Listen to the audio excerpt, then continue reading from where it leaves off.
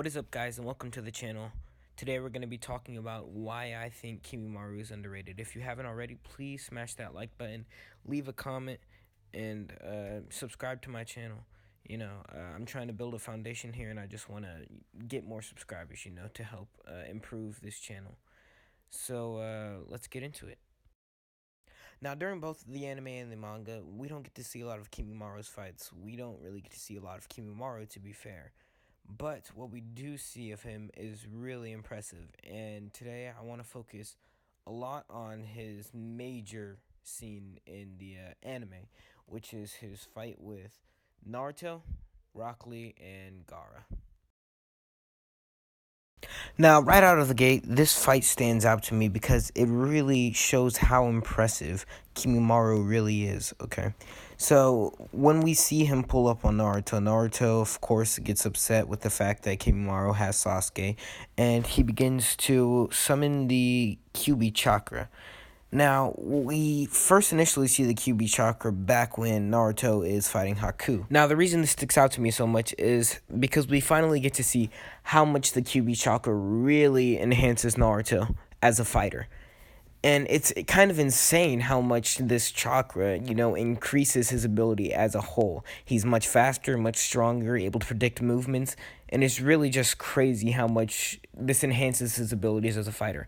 Now, initially, of course, this is part one, and later on we'll see even more crazy stuff, but back when you first watch this or read the manga, it really just demonstrates how powerful this QB chakra really is. Now, when we're introduced to Haku as well, we know he's no slouch. Haku is more advanced than most ninja we've seen in the series so far. Zabuza himself even says that Haku is stronger than him, and that Kakashi, a Jonin, would have problems taking him down. Yet when Naruto's QB chakra is utilized in the fight, he just steamrolls Haku. Haku is even taken aback by this and says that it's impossible how fast he's moving and how fast he's able to dodge all of Haku's attacks. And as previously mentioned, Zabuza, one of the seven swordsmen, says that Haku is stronger than him and that Kakashi would have trouble taking him down. Yet Naruto just bodies him like it's nothing. And as mentioned before, what we're focusing on right now is Naruto's speed when using the QB chakra. Like I said, Haku is taken aback by this and even says that it's impossible how fast that he's moving. Of course, later on, we'll see how fast Naruto can move. But back when we're first introduced to the QB chakra, this is super fast. And Haku, as mentioned, is taken back by this. And when compared to the Kimimaro fight, Naruto summons hundreds of shadow clones, maybe even into the thousands of shadow clones, using his QB chakra. All of the clones are using the same QB chakra that was used against Haku. Now, you could argue that the chakra was more evenly distributed across these hundreds of clones and the power was taken back. But this is still hundreds of shadow clones using this power. This is still powerful QB chakra being spread across all these shadow clones. And Kimimaro isn't even touched once. Not a single time is Kimimaro touched by any of the Naruto shadow clones. And he's able to predict all of Naruto's movements, all of the shadow clones' movements. Kimimaro is able to predict and counter perfectly. Mind you, all of these clones are using the same QB chakra that was used against Haku. Now, the next part of the fight is one that I really want to skip because it really doesn't add any value to this argument, but Rock Lee does eventually come to help Naruto. He stops one of Kimimaru's attacks, and he tells Naruto to go after Sasuke, but Rock Lee is fresh out of the hospital. He just left the hospital. He's just now able to start fighting back. He's weak, tired, hurt. He adds no value to the argument, really. He's a lot slower. His taijutsu, I guess you could say, was at the same skill level, but he just wasn't as fast or as strong just due to the medical ailments that he had.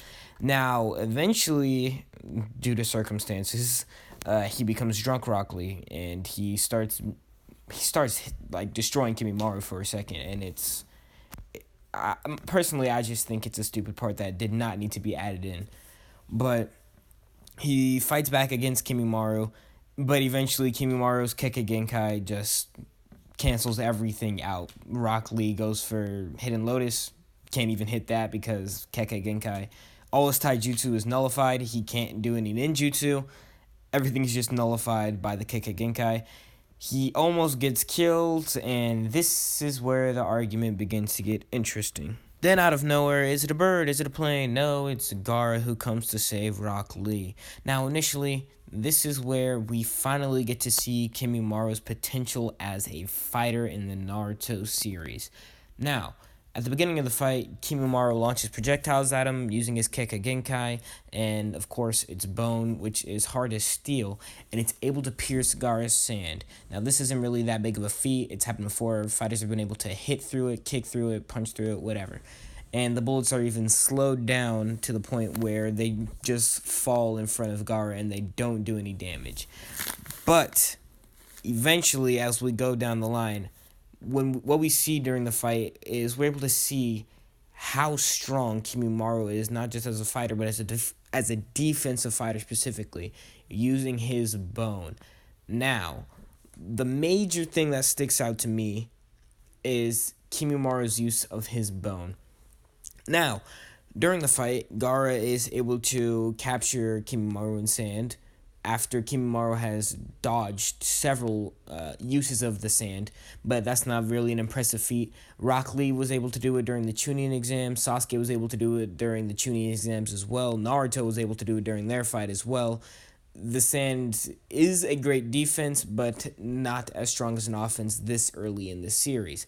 Now, once Kimimaro is on the ground, is distracted by Gaara and Rock Lee, his ankles are surrounded by sand, and he's captured in it and encased in it, and Gaara uses the patent sand burial. Now, this is where it gets interesting, because when Gaara uses the sand burial, Kimimaro is thought to be dead, of course, but he's able to contort his body and escape it.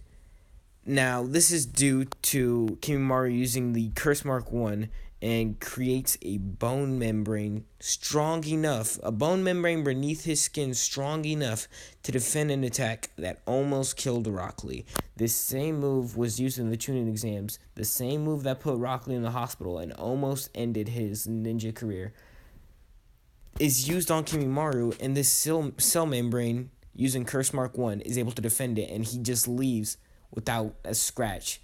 I mean, of course, the audience is shown a glimpse of the cell membrane, but that is it. Now, this is interesting because this is the same move that caused Rock Lee to lose movement in his arms and his leg, which is insane that Kimimaro is able to just absorb this attack using the cell membrane, and it really just shows how strong his bone really is. Now, as mentioned before, as stated in the manga, his bones are about as strong as steel, which is able to just absorb this gigantic impact. As the fight goes on, we get to see another glimpse of how strong his defense is, as Kimimaro survives a giant sand burial. Now, when seen in the anime, it is just insane how much sand Gaara is able to produce. Not necessarily produce, he uses all the sand inside of the ground, combines it with the minerals, and is able to just create an ocean of sand that just overwhelms Kimimaro and just buries him deep within the sand. But, yet again, Kimimaro is able to survive this attack using Curse Mark 2. Not only is this impressive, it's just flat out insane that he's able to survive this. As mentioned before, Rock Lee was just using one sand coffin. He's taken out of action and is almost killed, and the entire fight has to be stopped by Jonin. Yet Kimimaro is able to survive a giant sand burial, something that is new to Rock Lee. Rock Lee even says it himself that Gaara has gotten stronger since their fight during the Chunin exams. So not only is this move more impressive, it is flat out just stronger. And Curse Mark 2 Kimimaro is able to survive this without a single scratch. Without a single scratch, Kimimaro is able to dig out of the ground and continue fighting. Mind you, Kimimaro is sick on the brink of death. My man has tuberculosis. My man has tuberculosis. He has not even tuberculosis. My man has cancer. My man just has flat out cancer. My man has cancer and he's fighting. He survives a giant sand burial with Curse Mark II and just digs out of the sand and continues to fight.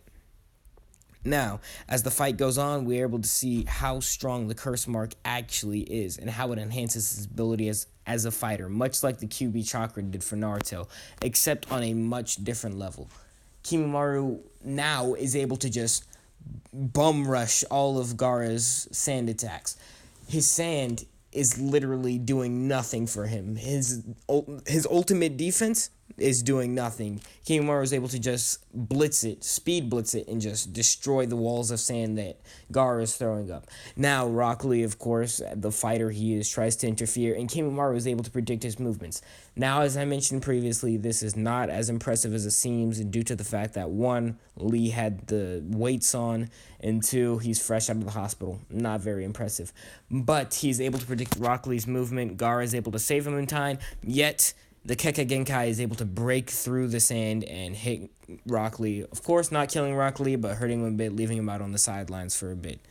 Now, as we see later on in the fight, again, he is hit with another sand burial. Third sand burial is taken underground, and as it seems, all hope is lost. He's under there, yet he's still alive somehow, just thinking about his thoughts, talking about his purpose to live, something about Orochimaru, trying to live for Orochimaru, and he uses Bracken Dance, causing several bones to rise out of the ground, and Kimimaro is able to come out of the ground from behind Gaara and Rock Lee and is launching at him with an attack, about to kill him. Gaara is completely out of chakra at this point, can't use any more sand. He just used Giant Sand Burial he used Giant Sand Burial, a Sand Coffin, and then another Sand Burial, and he's just out of chakra. Rock Lee, fresh out of the hospital, can't do crap during this fight, just stands there and looks at him. Both of them look at him in the eye. Kimimaro is launching an attack at him, and bang, cancer hits. He dies, sadly. Yes, one of the most anticlimactic. It was just I was shook by the fact that he just stood there and died, which means Kimimaro is sick. Kimimaro, Curse Mark II Kimimaro, would have been able to take out a much stronger Gaara from what we saw at the Chunin exams, and I guess Rock Lee, but also a QB Naruto with hundreds upon hundreds of shadow clones. Now, I don't know about you, but I see this as a super impressive feat in a fight. Now, something else that I did not mention earlier was that earlier in the fight, of course, during the Rock Lee / Gaara fight, Kimimaro he's not able to show a lot of offense during the fight. As mentioned before, Gaara's defense is just supreme. His sand defense is just amazing, and Kimimaro is not able to break through a lot of it. I mean, he gets a couple hits on Gaara, of course, using Keka Genkai. He's able to speed blitz him, as I mentioned before. He's able to just rush through the sand using Curse Mark II and his Keka Genkai, knocks out Gaara a couple times, rocks him around, and as I mentioned before, almost kills him by digging out of the ground, surviving a sand burial, a sand coffin, a sand burial, and a giant sand burial, and just climbs out the ground. But during one showcase of offense that I deemed super impressive was earlier in the fight, Gaara uses his absolute defense. Now, the thing about Gaara's absolute defense is we have not seen this before. Yes, we've seen Gaara's sand defense, especially during the fight with Sasuke. He uses the Chidori, breaks through his defense, but we have not seen the absolute defense before. Now, this defense is just insane, and its strength is just insane. And along with that, the thing that makes it even stronger is that during this fight, sadly, Kimimaro just has a stage disadvantage. Where they're fighting is just completely unfair to Kimimaro, but Gaara is able to grab the sand from the ground and grabs the strongest minerals from the ground and just combines them with the sand to make the sand almost unbreakable. Now, Kimimaro is able to use his Kekkei Genkai, specifically his bones are so dense that he refers to them as not only a unbreakable defense but an offensive attack with great power. So he uses this dense bone structure to start to drill into Gaara's ultimate, absolute defense, Shukaku shield, and he begins to drill into it. Now, eventually, after a few seconds of drilling, his dense bone eventually breaks and shatters into pieces. But for a good couple of seconds, he's able to drill into Shukaku's shield and is almost able to break through this almost unbreakable defense. Now, as mentioned, due to the area where they were fighting, Gaara was able to gather minerals from the ground to create a stronger defense slash offense during this fight. So when using Shukaku's shield, not only was it his absolute defense, his strongest defensive move during this time, but it was enhanced due to the minerals that were used within it. So without using these minerals, I believe that Kimimaro Kekkei Genkai would have been able to drill through Shukaku's defense. But again, due to where they were fighting, the minerals in the ground were able to strengthen all of Gaara's moves, making not only Gaara's attacks more impressive and stronger, but it really showcases how impressive Kimimaro's defense is. Now, this is all I really have for my argument of how underrated Kimimaro really is. There are a couple other instances throughout the manga and the anime that Kimimaro showcases his abilities. Specifically, an episode mentioned by Swaikage in his video about Kimimaro. That Kimimaro was able to take out the Sound 4 when they were in Stage 2 curse marks by himself. Base Kimimaro was able to take them out. Now, also mentioned in that video, all the Sound 4 were just starting to learn how to use their curse mark. And this feat was not really that impressive. And along with that, the episode was a filler episode, non-canon, so you can't really count that. But if you are counting that, I guess you could consider that impressive. I mean, the first time we see Sasuke use his Curse Mark 2 is in the Final Valley against Naruto. So if you want to compare those curse marks to Sasuke's Curse Mark 2 during the Final Valley, you could. But again, Sasuke was far more advanced than any of the Sound 4 were, especially when using Curse Mark 2, so you can't really compare it to that. But there could be an argument that Kimimaru's power is, again, just that more strong because he was able to take out Sound 4 at base level. He was at base level taking out Curse Mark 2, all of the Sound 4. Four of the most dangerous ninjas that were introduced to during part 1 of Naruto. Again, that was a filler episode, so I don't know if you want to count that, but it did happen if you want to count it. But again, that's all I really have for you guys. That's my argument. This is why I personally believe Kimimaro is really overlooked as a character in the Naruto series, and it's really sad that he got the Itachi treatment and was killed way before we could have seen what his true potential was. As mentioned in Swaikage's video, the Sound 4 themselves even said that Orochimaru believed that Kimimaro had more potential than Sasuke himself, which is really crazy to think about because you can see how far Sasuke went on in the series, eventually at the end of the series and in Boruto. So it's crazy to think about how strong Kimimaro really could have been if he had just lived. Thank you guys for watching the video. If you disagree with any of my statements, please leave a comment down below. I'll take a look at it, see what you think about the matter. But personally, I believe Kimimaro is completely overlooked. Make sure you guys like, comment, subscribe. And thank you so much for watching the video. I'll see you.